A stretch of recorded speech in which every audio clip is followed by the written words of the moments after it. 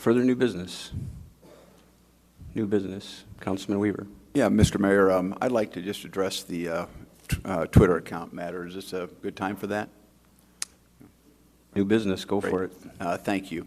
I mean, this is a matter that, of course, has embarrassed our city, and I know our staff and our council. I know it's embarrassed you as well, and I don't want to add to that, but I do want to just dial into a couple things. You know, I've talked to a lot of people. You try to think about what's the right way to proceed on this, so we're representing our constituents properly. And I think one of the comments I hear most commonly is, you know, how did this happen?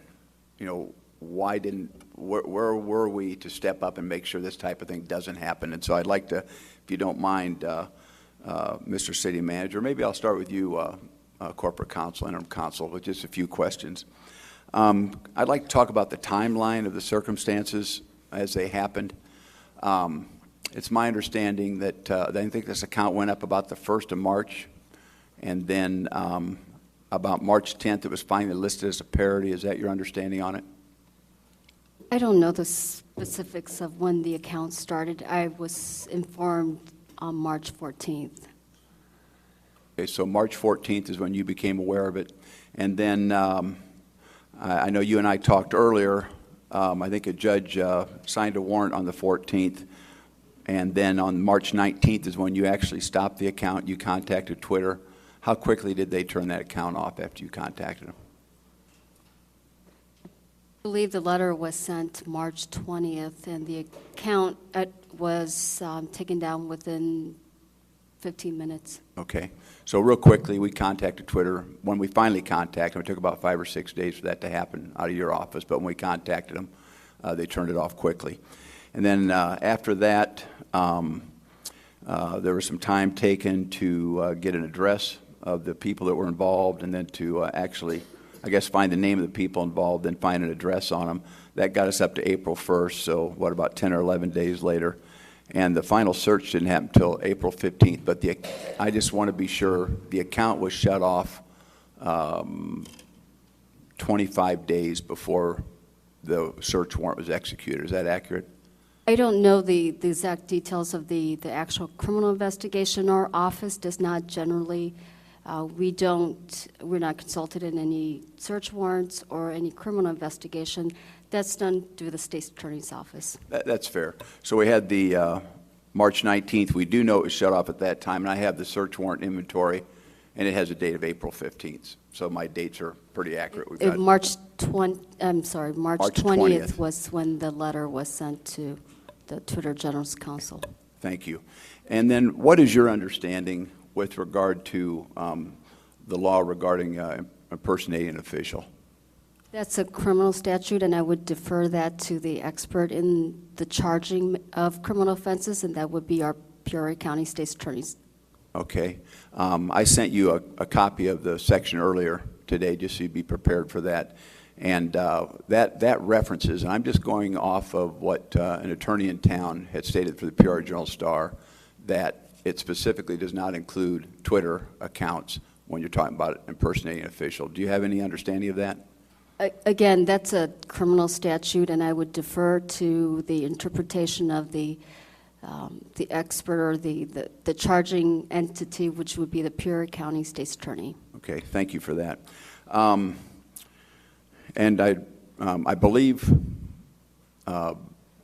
folks involved in this have been in touch with the state's attorney, so I mean, there was communications about whether or not this was legal, but I guess no one here can probably really address that at this time.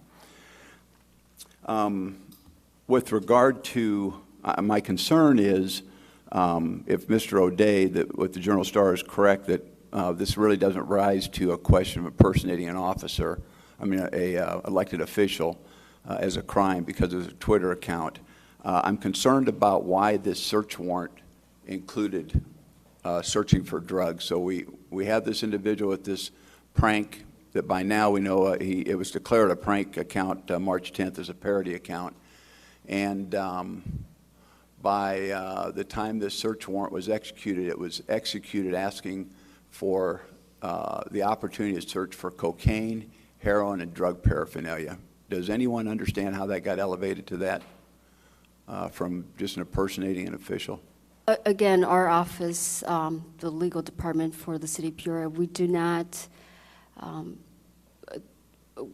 not participate in the issuance of any search warrants. So help me with Except for this. administrative search warrants for code violations. So what's the chain of command with regard to Detective Stevie, a peace officer employed by the city of Peoria, appears before the undersigned judge, and that's the person that requested this? How does that actually happen? I don't understand the process for that, but is that something where the chief of police could come and explain how that occurs that way?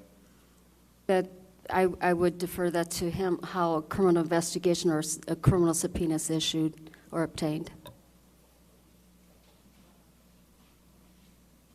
The detective in that case that handled that investigation is the one that approached the court for that search warrant. And what would have elevated this to where it's a question of including when we were originally worried about a parody account on a Twitter account, that when we actually go and execute this search warrant, it's executed searching for cocaine, heroin, and drug paraphernalia. Do we have any idea how that got executed or elevated that way? Councilman, no disrespect, but there are, that is still an ongoing criminal investigation and still under review by the state's attorney's office. So discussion of those types of facts, I don't think are pertinent for an open forum. Okay, great. I understand your position on that. That's all I have for right now, but I'd like to possibly come back to some more if other people have questions they'd like to ask. Any other new business? Councilwoman Akeson?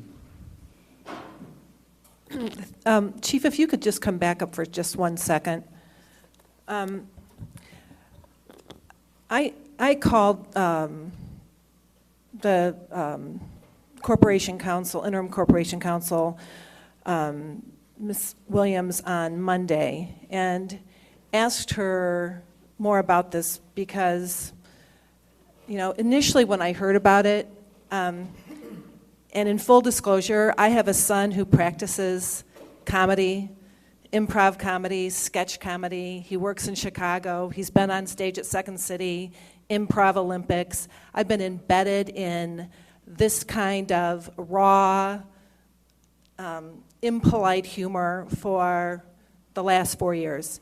And I finally decided that I wasn't going to go and watch those shows because I find it pretty disgusting, most of it. And sometimes my son is really funny and sometimes he's not so funny. But I do think it is somewhat ironic that tonight we celebrated Richard Pryor, who really initiated the irreverent, completely crass, funny to a select group of people, but not so funny to others. And now, 50 years later, whatever it's been, he's now hailed as somebody who really put the put the star on that kind of humor. And so I understand, and actually in the New York Times this past weekend, there's a famous African-American comedian who actually suggests that perhaps people today are too hypersensitive, and perhaps Richard Pryor would not have the same sort of celebrity status that we all seem to think. We revere him as somebody who led, the country down another path for being appreciative of people's different perspectives. Okay, so with that said, I wouldn't like to have a Twitter account, a parody account, use the kind of language that I read in the search warrant, okay? I think it's pretty crass and not very polite. But I don't think it was impersonating a public official, and I'm really surprised that anybody with any legal training would even think that it was an impersonation, okay? So I was pretty upset when I talked to the counselor on Monday morning. So when she told me, and I heard from the city manager that he was the one that alerted the mayor that the account was in existence, the city manager then talked to the counselor and said, what can we do about this? If you read the Twitter page, you know that you can shut it down.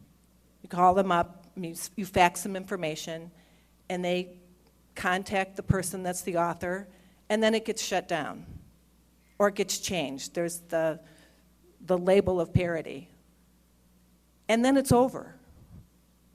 So I, too, am really concerned that somehow this got elevated, why did we need to know who it was? Why did we need to know what the address was? And furthermore, why did we need to subject these kids to this kind of ransacking? Now, hold on. I want to say one more thing. I am not interested in having drug sellers or anybody that is thinking that they can have a deleterious effect on neighborhoods. I'm all about going after people like that. And you know that I have called you about houses that neighbors have said they believe drugs are being sold at houses. And you know, because I've talked with you, and through my pressure, we actually did get one house closed down. Is that right?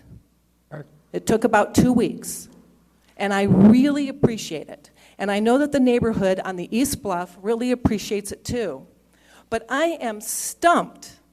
I am totally stumped as to how the state's attorney's office, and I expected you to, when questioned, you would say, we cannot address this, we can't comment, because it's an ongoing investigation. If somebody does a parody account using my name, are we going to investigate them for drug use? Is that now what people are going to be expecting in the city of Peoria? That is the consequence, I think, of this kind of action. And I'm just floored. And I think that it has had the opposite effect.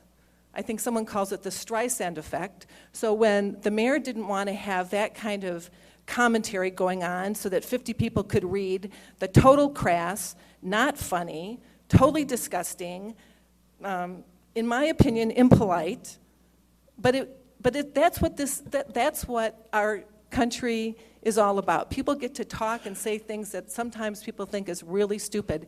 And I'm sure that when I talk sometimes, some of you probably think what I've said is really stupid. But I have the right to do that because we are government, a democratic government of the people, for the people. And I don't want to see it screw the people as the last expression.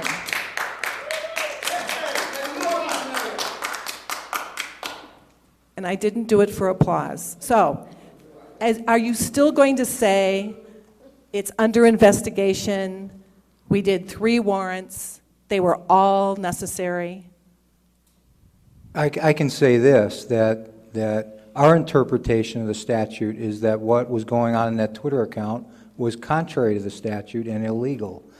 Our review at the state's attorney's office came out with the same conclusion. The conclusion from the state's attorney's office is that it is also illegal.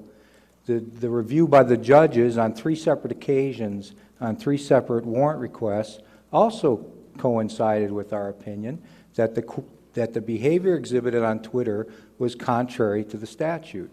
I had a complainant that wanted to prosecute the case. We proceeded with the investigation. Further new business to come before the council. New business. I'd like to say a few words as well. Councilman Montelongo. Thank you, Mayor. And I agree with, I think Beth summed it up pretty well. But I agree, I mean, this was truly just a Twitter parody account, a cyber prank that was going on. I didn't see that this was an impersonation where the person was trying to conduct business for the city as the mayor, or was this identity theft where the person was, charging on a credit card or destroying the mayor's credit.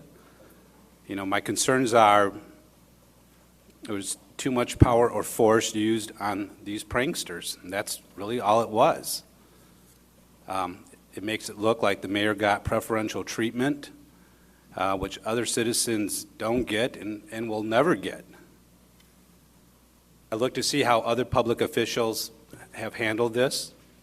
You look at Chicago Mayor Rahm Emanuel, how he handled it when this particular situation came up. He laughed at it. In fact, I think he gave a charitable contribution to one of the organizations in Chicago. I found out from Congressman Aaron Schock this happens to him all the time. They make a phone call to Twitter or other social media that's being used as well, and they shut the account down. They go forward. They don't get the FBI involved, which they could, or Capitol Hill police enforcement. They just make a phone call and shut it down. You know, I received an email here that I like to read and received this here. Try and keep the person's name confidential, but it says, approximately 2 days before Ardis had that warrant for the Twitter thing filed, I met with him in tears because of threats against me and my 4-year-old, rape threats, death threats, repeated harassment, an email detailing that the sender knew my son's name, age, classroom, teacher, and school, and could get to him when I couldn't protect him. Ardis's response was that it's best to ignore that kind of stuff, which is what I do, and I felt I had to report it to the police. And if I felt I had to report it to the police, but they can't really do anything about that sort of thing.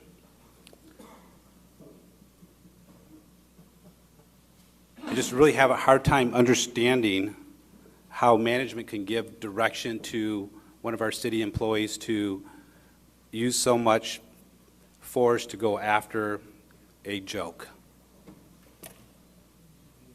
Thank you. Okay. Anything else, Councilman?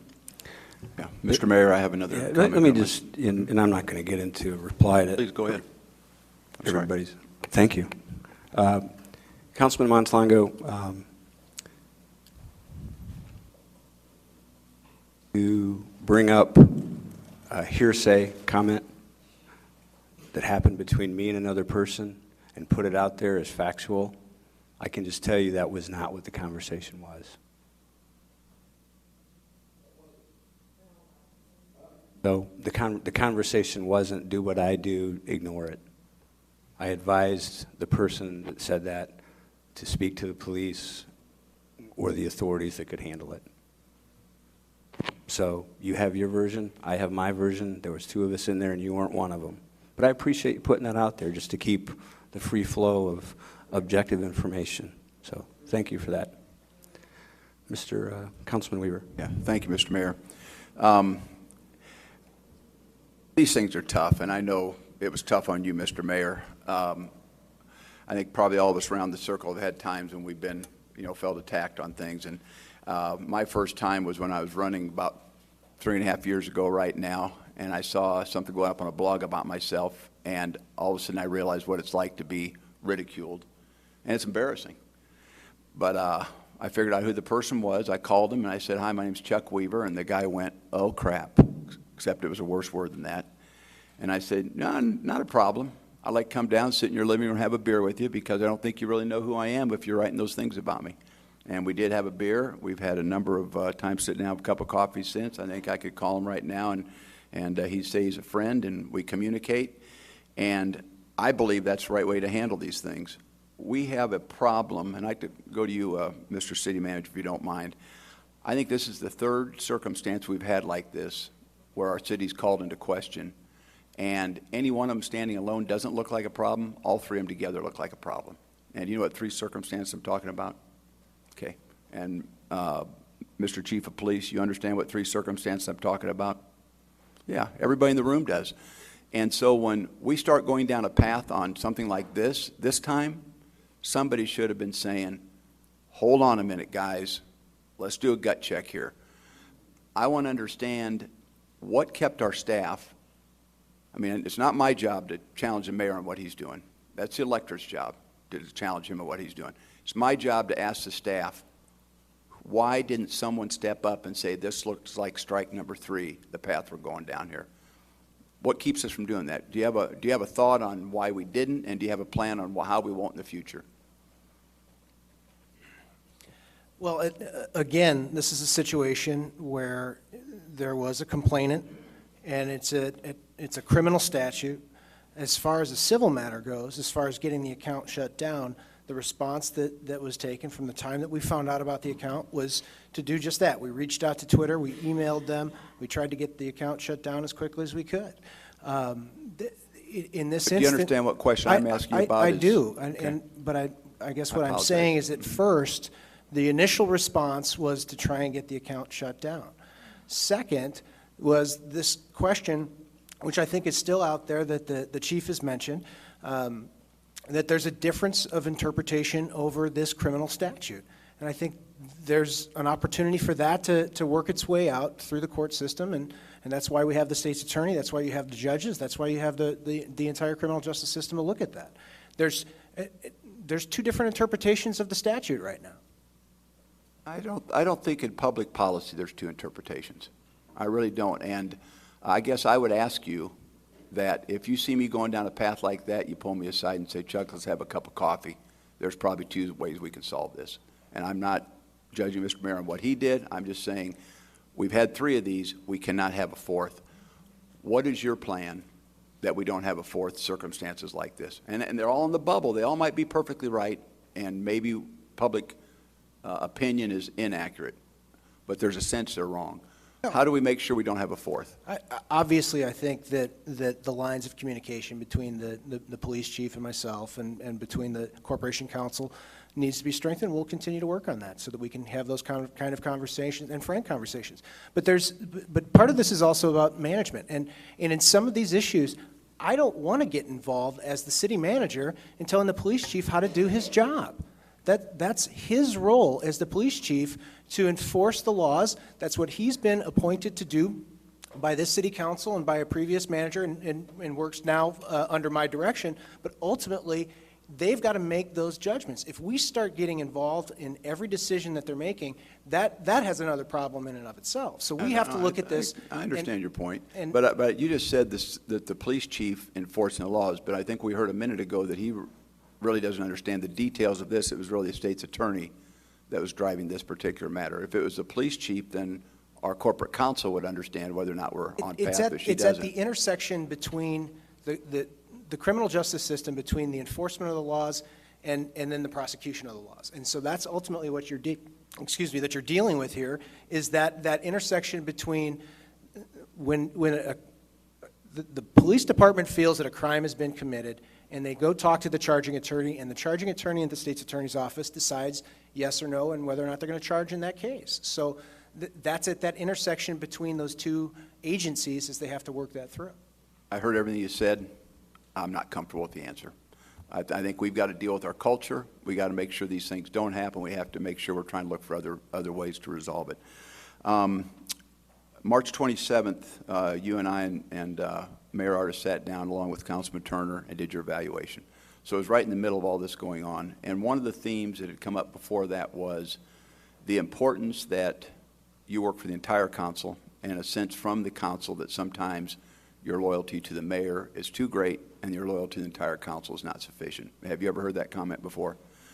And right in the middle of this is when all this is happening. And I want to just question you on that. What do you see the cost to our city on this matter? Well, obviously, I think that we're seeing that just from the media attention, there's a cost that's there that you can't quantify. I think ultimately that's something that we'll have to deal with, but I think also there are costs that we're going to have to deal with just in terms of the amount of staff time that has been devoted to this. So we can quantify that as well for you. I don't know what that number is offhand. But I think you've got issues of our credibility as council members. You got issue of our reputation. You know, one of the things we're working on Focus Forward CI is 25-year-olds to 44-year-olds. It was interesting to get the different dynamics of how, and I've talked to a lot of people this week, and I just a moment ago had a woman send me something and say, Chuck, I'm praying for you because I know this is a tough situation. And I replied back, I'm still not sure where we go with this because there's just a lot of dynamics on how to handle it properly. But one thing, as I talk to people, young people are really angry. Really angry. Older people kind of say, you know what, the guy's doing drugs, spank him. But young people who are trying to grow in this community and help them understand we have a dynamic community are very angry. And I've gotten a lot of emails from young people. And I didn't react as quickly as I should have when I got them, because I thought, yeah, I don't know if that's the whole story or not. But the reality is we got to be careful when we're doing these types of things, dealing with people's individual freedoms. I think I'll have one other comment, and I know it's very late. I apologize. I lost my train of thought. I don't have any other comments at this moment. Any other new business? Councilwoman Akeson? Thank you, Mr. Mayor. I do want to go back again to the idea of the civil matter. If this was a civil matter, why did we use staff to execute closing down the Twitter account? And then, without any investigation, we asked for their identity and their address. I don't understand the purpose of that. Once it's shut down, the damage is over and the insults are over, and everybody can just go on with their business. I'm really, really confused. There were hardly any days in between the time from closing down the account. And I do have another question. Was it an emergency request? Or was it just a very general request to close down the account? I mean, was the communication, did it say anything about imminent danger or harm to the person? The reason our office was involved was because this has to do with the office of the mayor. If it was Ms. Jim Ardis' personal account, we would not be involved. There has been historically past incidents in which there's been city staff involved on a civil matter, like injunction because someone made a indirect threat to our hearing officer, our city manager at that time, and myself. So we have used city attorneys to get injunctions. In this matter, it was a simple writing of a letter, which took maybe 15, 30 minutes at the most, and it was for getting the Twitter account down. It was not time-consuming. We didn't file anything. It was a letter indicating that the account harms the reputation of the office of the city mayor, and it was taken down. So that was the only involvement our office had regarding that, because again, it was the function of the office that was involved, not directly the individual. So then, who determined that it violated this law that compiled the statute of false impersonation? I'm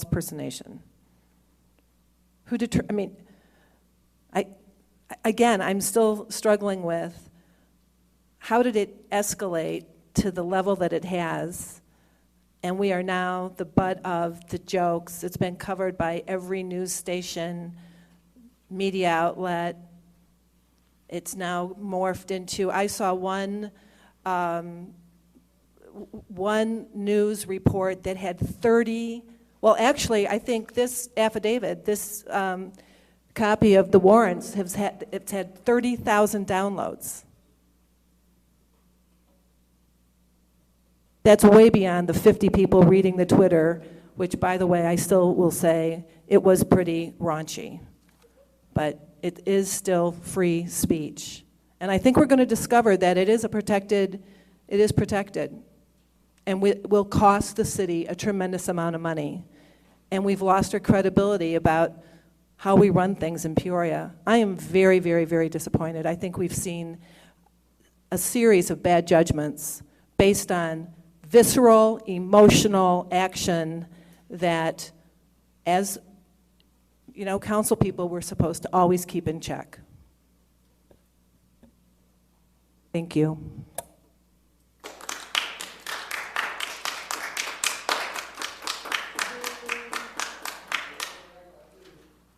Further new business to come before the council? Okay. Before we do go into citizens to address, I'm going to make the comments now because under our council rules, the citizens to address segment of the council meeting are for citizens to address that. It's not a question and answer or interactive conversation. So just so everyone knows, the process for citizens to address is for citizens to address us, and we will listen, and we won't. There's no reply area, and that's why I'm going to make these comments now rather than try to respond separately. So there's been a lot of publicity recently about the phony Twitter account in my name. The media reports that followed have generally criticized me for stepping on the First Amendment and not recognizing what the media called parody as fun. Well, what was printed I don't think was parody.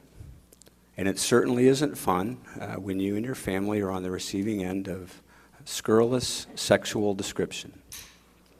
I welcome constructive criticism of my policy as mayor of this city. Criticism and free discussion is what leads to better government. It's at the heart of our government. A Supreme Court justice far wiser than I referred to that process as the marketplace of ideas.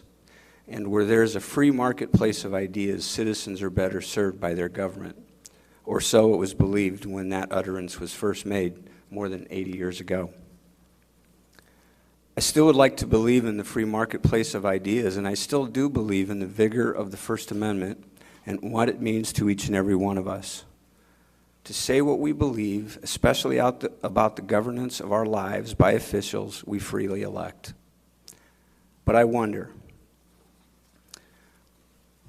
I just have to wonder what Justice Louis Brandeis would say about the phenomenon of our social media today and a Twitter account which assumes or steals the identity of another person and puts out insulting, scurrilous, sexual vitriol that has nothing to do with government policy or my mannerisms for that matter. Although I was prepared to, and I have in print just a few paraphrases of the Twitter, I'm not going to repeat in front of this audience what those transmissions said.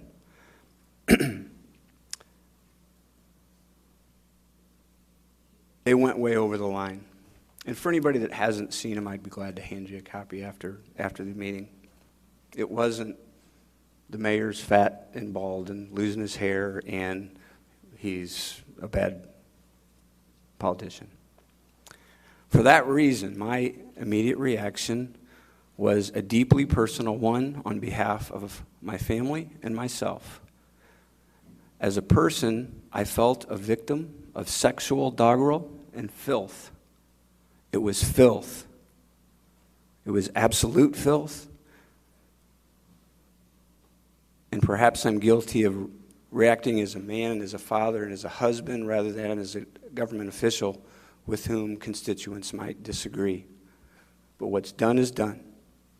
The words are in the biosphere now, never to be recalled. There's a police investigation to determine if my identity was illegally stolen, whether there was an illegal impersonation of a public official. I don't know where that process is going to go, but like the words that cannot be taken back, the investigation is going to run its course. It was started after an inquiry of mine as to whether what occurred was illegal. The investigation was not initiated or directed by me, and it will run its course without my interference. And this is not to say that we can't and shouldn't have a conversation about the larger issue here, even if it may be impossible to control by law the bounds of social media discourse. Maybe we can't have a conversation and discussion. Maybe we can have a conversation and discussion about the necessity in our community and other communities of a civil discourse. I'm open to your ideas as to how to begin such a community discussion, whether it be in a public forum at Bradley University or at a venue that the City Council arranges. And I welcome your input and your ideas. Madam Clerk.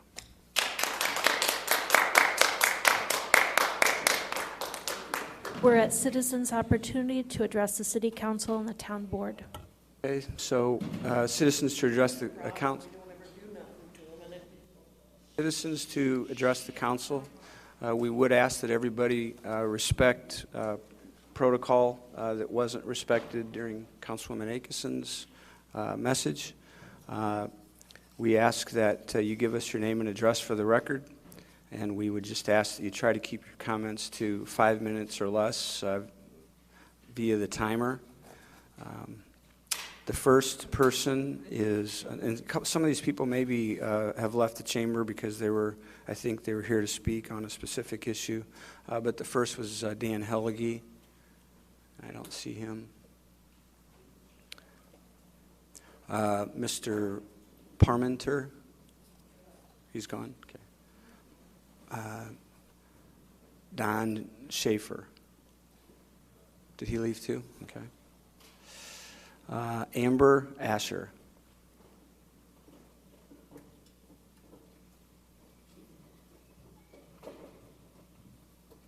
My name's Amber Asher. I reside at 5714 North Graceland here in Peoria. I reluctantly stand here tonight to speak to those who either feel they don't have a voice or are too frightened to speak up. I think we can all agree the events of the last week regarding the raid of a home over a Twitter account have thrown Peoria into an unfavorable light. A quick Google search reveals none of the positivity that this all-American city has to offer.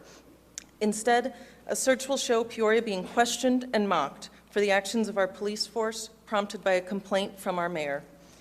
Here are some of the thoughts and concerns I have heard in the past week. Was this really the most appropriate way to address the situation? Peoria is a city that struggles with its fair share of violent crime. Should valuable police resources have been used to confront a situation that could have been avoided if Peoria simply had a more effective social media plan? Media reports show that there were fewer than 50 followers on the account in question. Now there are more than a dozen copycat accounts, one having more than 1,000 followers.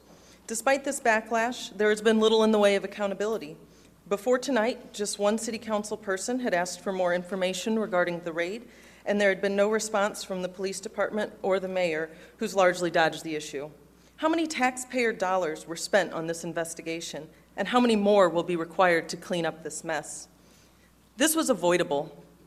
I'm a borderline digital native. I recall the times before computers and the screeches of dial-up, but I also know how important it is in 2014 to have a social media presence. Any intro to business class professor or PR representative can tell you that.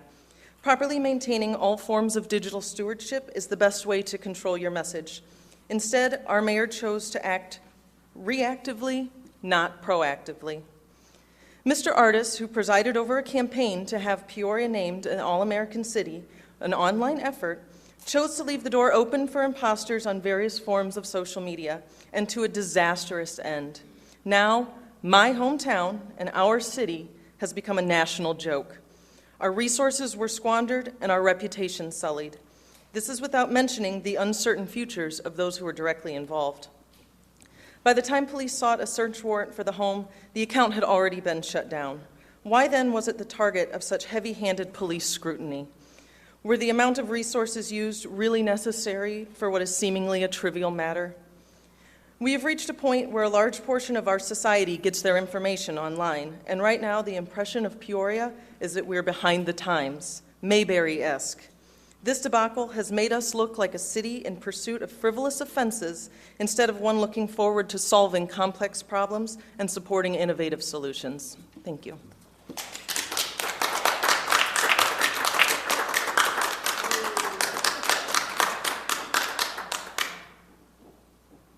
Understanding of protocol is all we're asking for here. Greg Daniel.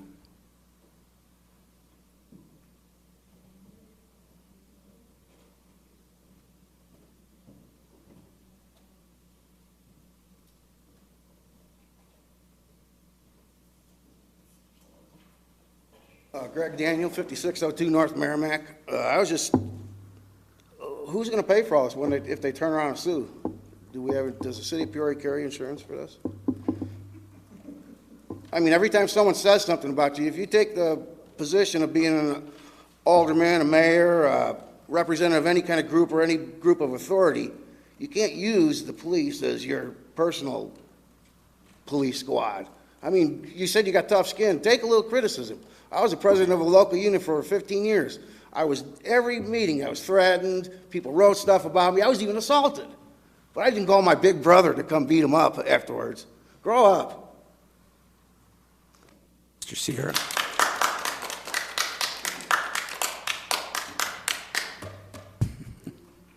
Mr. Sierra. Thank you. Sabino Sierra, I live at 1708 South Stanley, and I don't need any clapping from you or anybody else. And you people that are so worried about what it's going to cost us, what if it was you that they embarrassed you and everything else? You got messages. I don't know nothing about, but, I should hope that maybe you get some of that crap, and you'll know how it feels. And Mr. Mayor, I back you 100%. We're talking about other things, subject matters that happened tonight. See, I've been around the world too. When I was in Europe and some of the states in the states here in Mexico, they'd say, "Where are you from?" "I'm from Peoria." "Where's that at?" I'd say, Caterpillar World, Laternos, Pabst Blue Ribbon, Hiram Walkers, and all those places. I still don't know where that's at. I said, Bradley University. "Oh, yeah, I know where Peoria is," but everybody knew where Bradley University was, not some individual, you know what I mean? This is what I want to bring up, because I knew Richard Pryor's cousin. In fact, my wife and my oldest son, we start picking her up for school. She went to the same school as my boy, the Catholic high school. And I said, "Do you know her?" "Yeah." I said, "See if she wants a ride." So we'd pick her up down there every morning, and it was cold winter. So I just want you to know that the young man wasn't no Royce Elliott, My boy, when he was in the Air Force, he brought a recording of Pryor, and I've turned it on, and the first few words, I took the record and broke it up. I said, "Don't ever bring something like that into my house." So you people, if you want to park down there on the riverfront, that's your business. But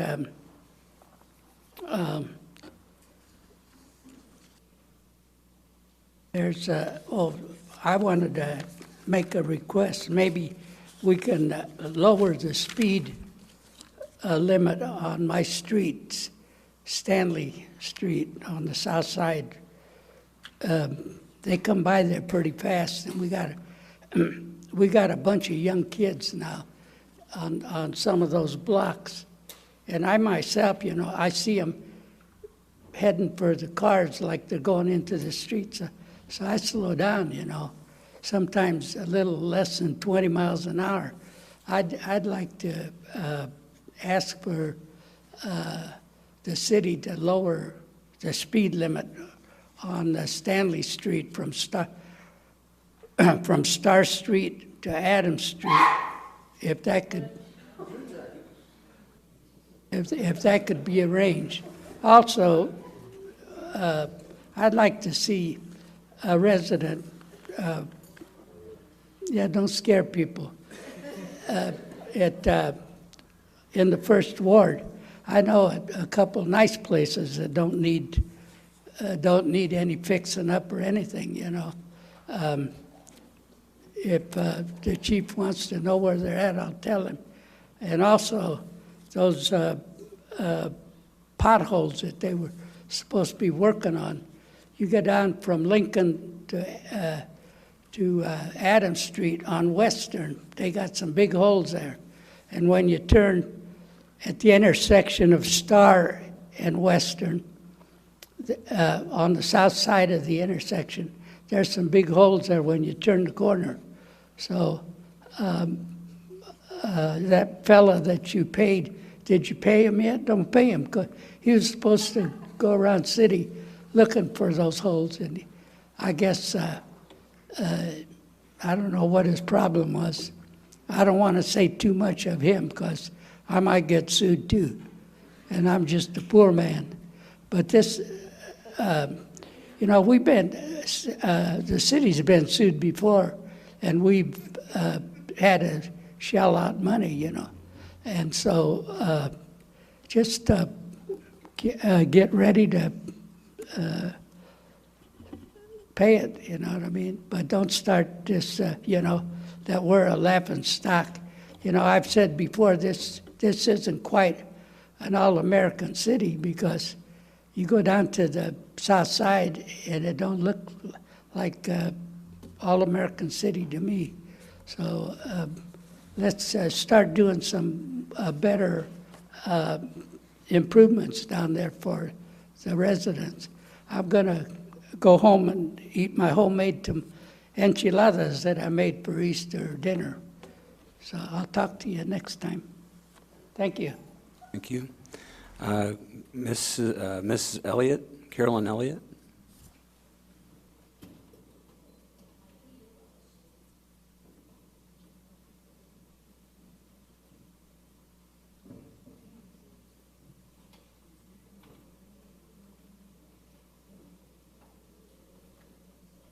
Hi, Jim. Hi. It's nice seeing you again. Been a long time. Yes. Chuck, it's good to see you. Eric, it's good to see you again, too. Been away quite a while. My late husband, Don Elliott, passed away in 2009. If I wasn't speaking tonight, he would be here. I'm here, Jim, because I'm now known on Facebook as the grandma of the busted grandson. It was my grandson in that house. And the stories he's telling and the other kids that were in that house are absolutely ridiculous. I would tweet you instead of talking to you, but I don't have a tweet account. But you got to promise me you're not going to send the cops to my house just because I'm standing here disagreeing with you. We've been through a lot together. We've had a lot of times together. We did GP Transit together. I was a human rights activist for years and years. I've retired. You brought me out in the open. It's all your fault. But I just want to tell you, you may be sitting up there hurt. I know you're hurting. I know you very well, or you wouldn't be talking and doing the things you're doing. But this grandma is hurt too. I'm hurt deeply. He's a great kid. I'm not saying that what he did is right. But we've got the Obama world now. We got pot everywhere. I've never smoked. I've never drunk in my life. And it breaks my heart that this has had to happen, not only to my grandson, but to you too. And I just wish somehow there was a better communication, Jim. You know, you and I talk on the phone. I come down and you take care of his parking ticket. That's the kind of friendship we have. And I'm just wondering what happened with you sending the squad to my grandson's residence. He has worked so hard all his life. He's been where he's been working for years. He's got a huge following on Facebook. It's going everywhere. I was called last night to be interviewed for Fox News. I don't want to go on Fox News and blast you. Chuck, great school teacher. Eric, great friend. I miss Gary Moore. I miss Dwayne Bartels. Oh, if I only had Dwayne Bartels with this article, boy, would we really rock this. But this is all so ridiculous. I'd be willing to do anything. I'm not trying to get my grandson out of anything. The pot, I don't agree with. That shocked me. And I didn't think there was too many things I could be shocked about after being married and being in the media for 50 years with Don Elliott. This was just something that went on all the time. But I will say to you that I'm very sorry. Like I say, I can't tweet you because I don't tweet, but I am on Facebook. And now I'm the busted grandma of the busted grandson. And I'm hurting too. I think we're all hurting by this. And I think you need to do something about it.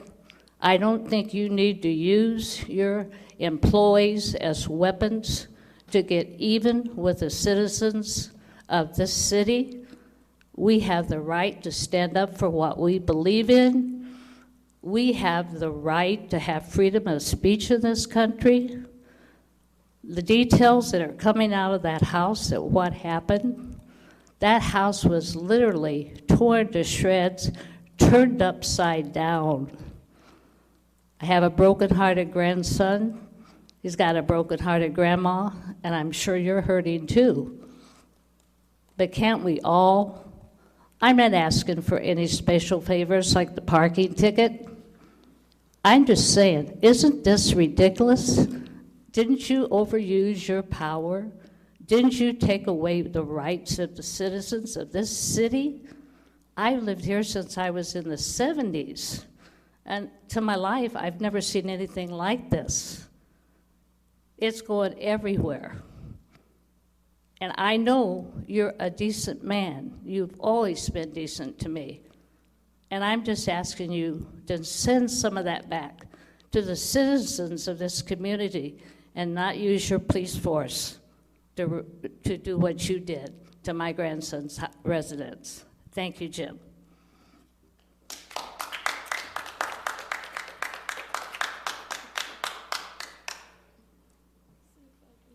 April Clemens.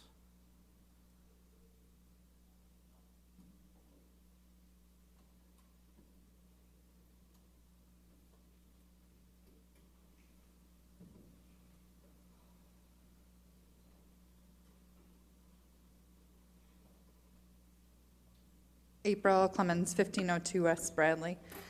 Actually, before all of this happened, I have never twitted or tweeted or used that social media ever. I, in 2003, began a job at Kelleher's downtown as a young politics and government student. And I was given an opportunity of a lifetime to cut my teeth with some of Peoria's best. I grew up on Gary Sandberg and Judge Shadid and former Senator State Shadid, Jim Ardis,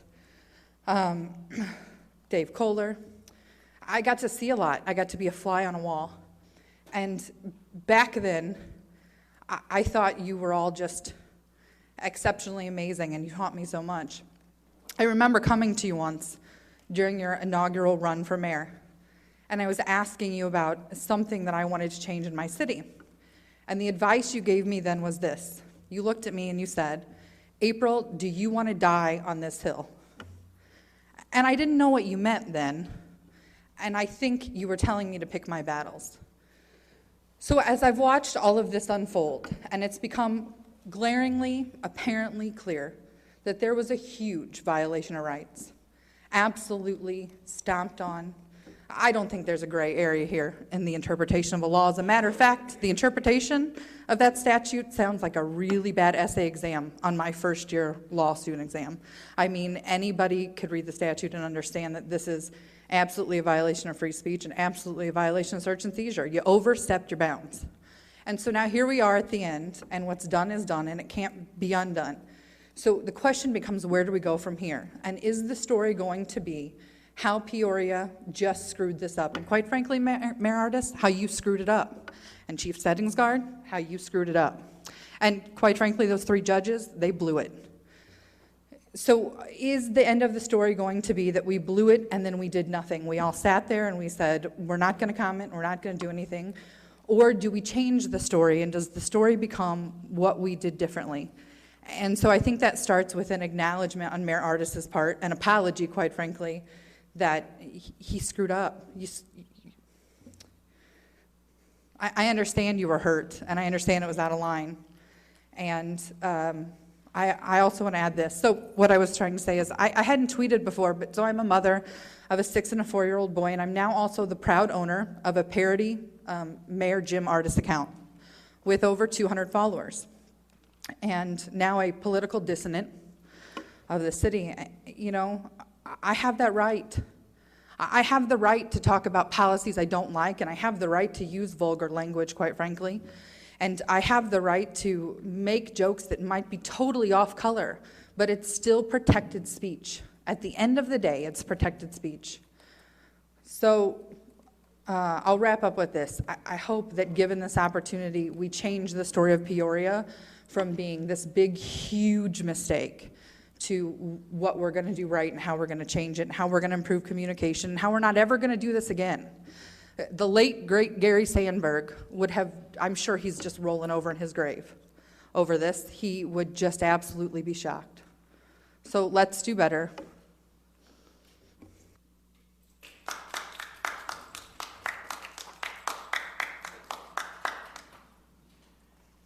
Jessica Benassi.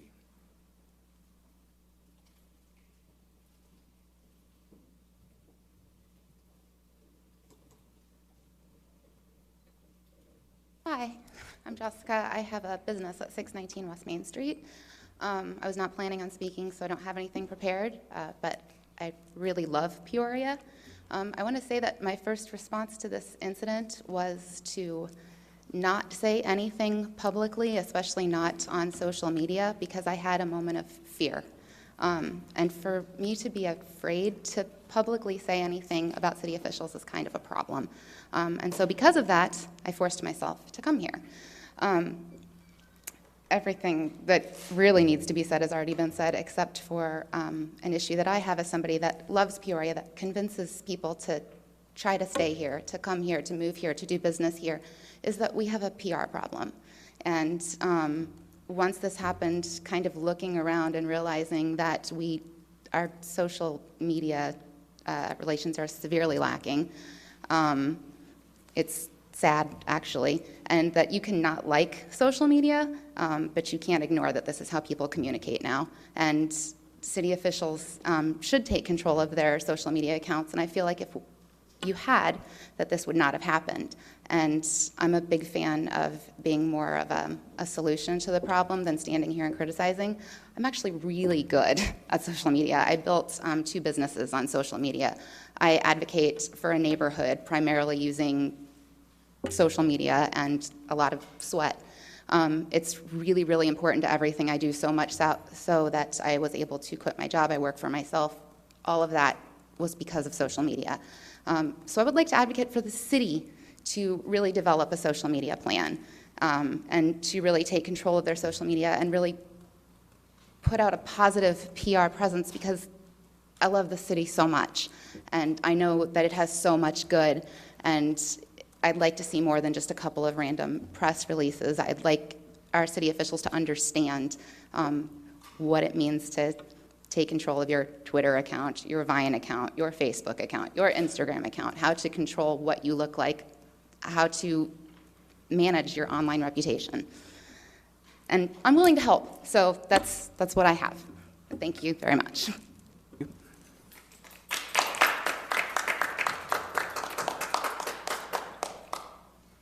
Reverend Lynn.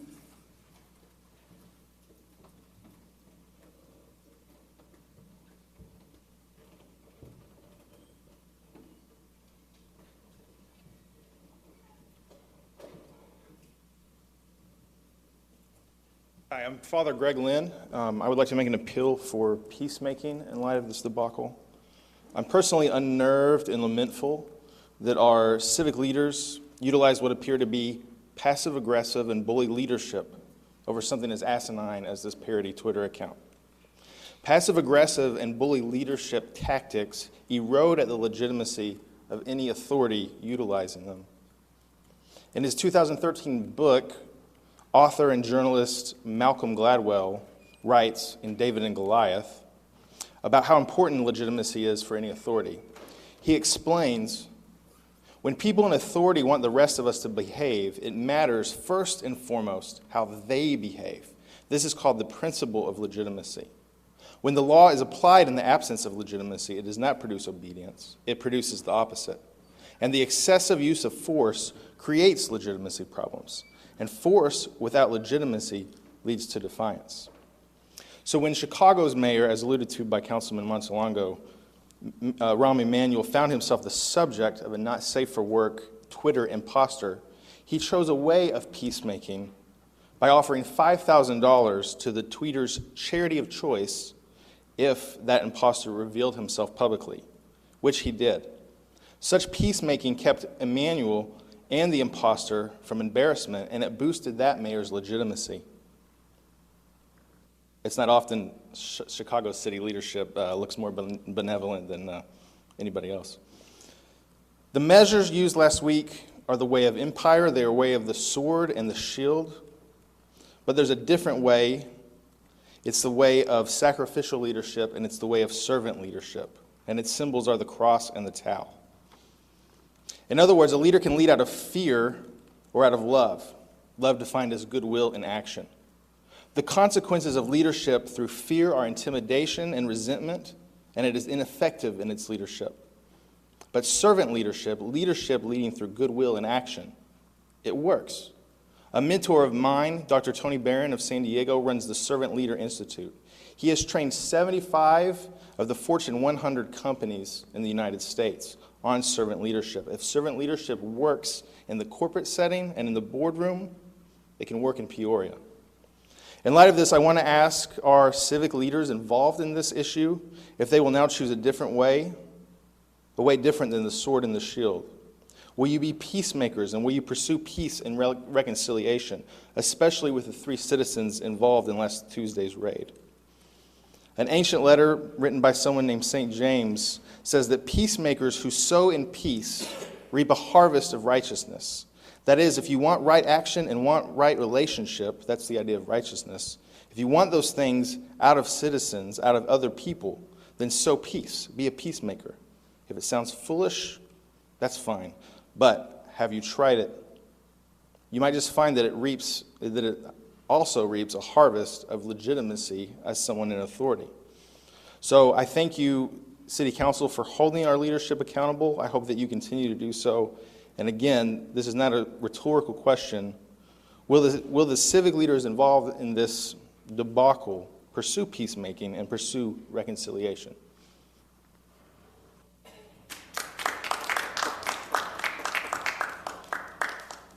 Lavetta.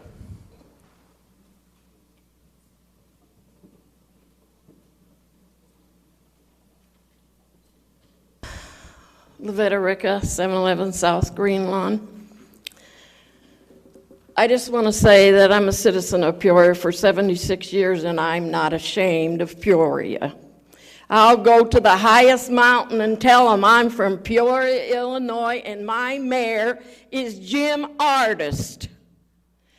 And I have 4 children, I have 9 grandchildren, and 11 great-grandchildren, and I will tell you what I've told them all the time. You take responsibility for what you did.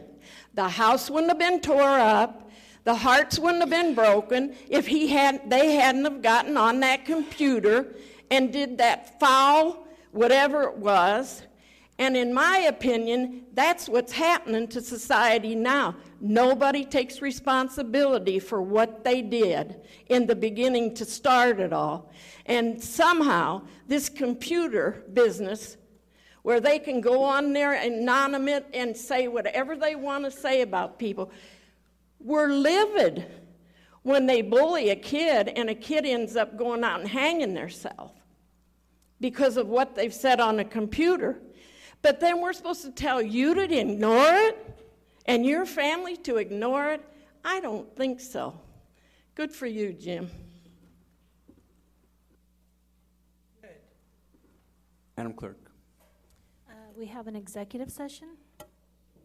Mr. Manager. I guess this would be, I guess a question I would pose to the council. We are scheduled for a fairly lengthy discussion this evening. At least probably another 90 minutes of discussion, if not more. If you want, we can certainly see about rescheduling with all of you for a time and that would be convenient to reschedule in the next week. We'd probably want to do it in the morning if we could to reschedule, or we can continue with the discussion that we're going to have this evening. So I really just would like your thoughts on how you want to proceed with this. Council's thoughts?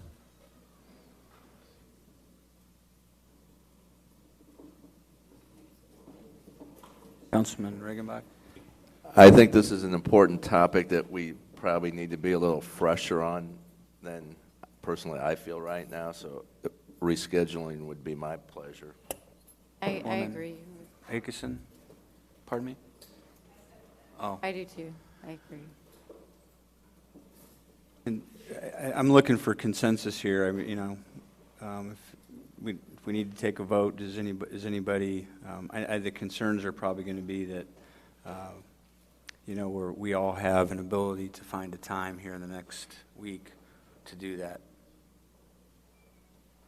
So, Councilman Weaver. I locked up already here. My only concern is we have, and I agree, we're too tired to do it tonight, but do we have 2 weeks before final decision of this, or how many more weeks? Well, that's one of the reasons why we'd want to try and schedule this as fast as we can to get back. And it may not, I mean, I'm just thinking, I thought we might need one more meeting after this one, because we're going to, so just people need to be prepared that we might need to get together twice, so, but I'm comfortable with that. Thank you, Mr. Okay. Councilman Spain? I mean, my preference would be to go for it tonight. Maybe because I just stay up pretty late usually, but don't we have outside counsel that has made special arrangements to be here? We do. And I mean, that's the one drawback, but you know, again, looking at the hour, it's knowing what we've got to do. So Are they here on the phone? They're here. Okay.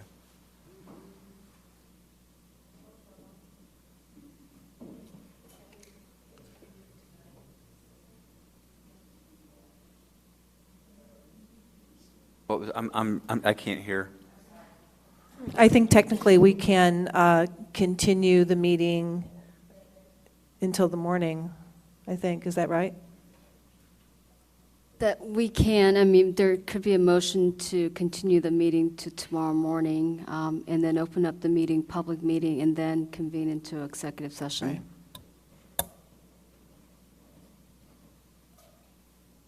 As much as I would like to delay this, it sounds like we may not have people available tomorrow morning. If we've got outside counsel here from out of town, and you know, we don't know if she's available tomorrow morning.